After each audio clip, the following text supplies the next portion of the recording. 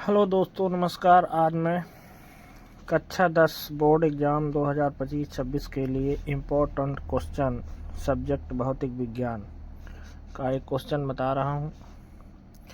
जैसे कि पहला क्वेश्चन है कि समांतर क्रम में जुड़े प्रतिरोधों का तुल्य प्रतिरोध 1/R equal to 1/R 1 plus 1/R 2 plus 1/R 3 plus dot dot होता है। इसका निगमन करना है।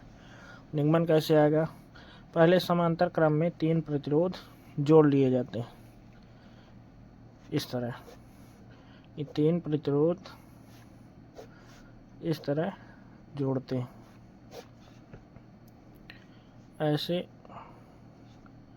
जोड़ेंगे, ऐसे। इसके बाद एक बैटरी लगा देंगे, ऐसे। यानी ये इधर प्लस का चिन्ह और इधर माइनस का चिन्ह। और इन प्रतिरोधों को R1, R2, R3 मान लेंगे। इसमें धारा प्लस से माइनस की ओर जाएगी। इसमें धारा क्या होती है? समांतर क्रम में बदल जाती है। यानी R1 प्रतिरोध में I1 और R2 प्रतिरोध में I2 और R3 प्रतिरोध में I3 धारा जाएगी। फिर इसके बाद यहाँ से जाएगी तीनों धाराएं फिर मिल करके क्या बन जाएंगी? I। इसके लिए माना लिख देंगे। माना 3 प्रतिरोध समांतर क्रम में जुड़े हैं, जिनमें धारा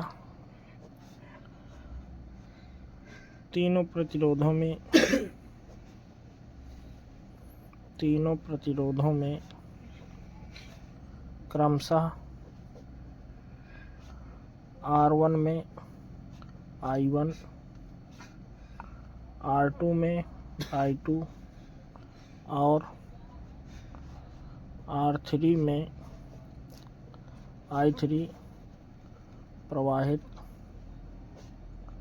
हो रही है। इस प्रकार से दोस्तों माना लिख लेते हैं। इसके बाद इसमें धारा बदल रही है तो धारा से ही लगेगा ये क्वेश्चन। तो इसमें हम लिखेंगे ओम के नियम से। ओम के नियम से। ओम का नियम क्या होता है? V बराबर IR। तो इसको धारा से निकालना है तो I बराबर क्या निकलेगा? V/R। इस तरह से हम धारा इनमें निकालेंगे। कैसे? R1 में धारा कितनी होगी? I1 बराबर V/R1। वोल्टेज वही रहेगा सभी के लिए।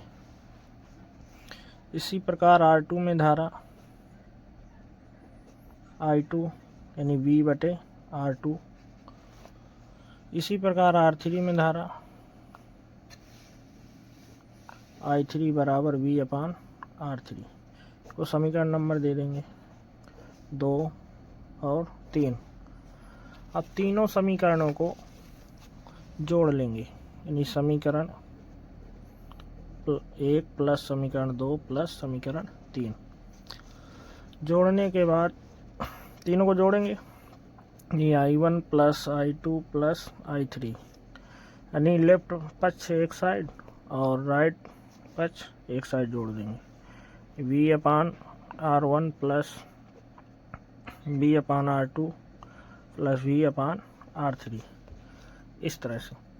फिर इसके बाद परिपथ में कुल धारा मान लेंगे। माना परिपथ में कुल धारा कितनी हो? Capital I। यानी कैपिटल I या इसी को हम I भी मान सकते हैं। यानी इसका टोटल मान I1 plus I2 plus I3। यानी इसकी जगह में हम रख देंगे समीकरण नंबर 4 में। इसके बाद लिखेंगे समीकरण 4 में मान रख देंगे, यानी I equal to V/R1 plus V/R2 plus V/R3। तो I बराबर V ऊपर से क्या आ जाएगा, कॉमन आएगा 1/R1 plus 1/R2 plus 1/R3, यानी ये हमारा V कहाँ चला जाएगा, बटे में।